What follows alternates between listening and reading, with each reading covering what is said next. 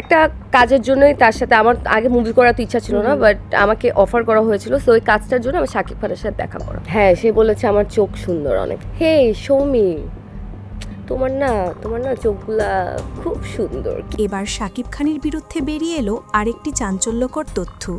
কিছুদিন আগে সেমন্তা সৌমি গণমাধ্যমকে দেয়া এক সাক্ষাৎকারে বলেন, আমি একটি ইভেন্টে গিয়েছিলাম শাকিবের সাথে কাজ করতে, কিন্তু সেখানে শাকিব খান আমাকে অসামাজিক প্রস্তাব দিয়েছে।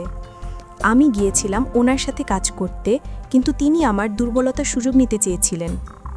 এদিকে বিভিন্ন গণমাধ্যমে একাধিকবার অপু বিশ্বাস নিজেও প্রশ্ন তুলেছিলেন তার স্বামী শাকিব খানের চরিত্র সম্পর্কে। শাকিব কি সিনেমার আড়ালে বাস্তব জীবনে আসলেই তা? এমনই প্রশ্ন জেগেছে শাকিবিয়ান ভক্তদের মধ্যে। শাকিব খানের এমন প্রস্তাবে সামাজিক যোগাযোগ মাধ্যমে শুরু হয়েছে তীব্র নিন্দা ও সমালোচনার ঝড়। কেউ কেউ বলছে, তাহলে কি আবার অপু বুবলির পর সেমন্তা সৌমির সাথে কোনো সম্পর্কে জড়াতে চেয়েছিলেন শাকিব খান?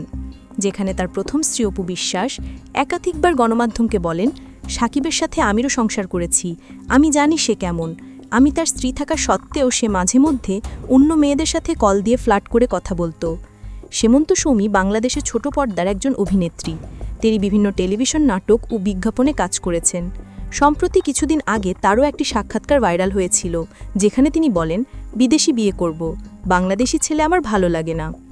সব মিলিয়ে এখন বেশ সমালোচনার কেন্দ্রবিন্দুতে শাকিব ও সেমন্তা সৌমি।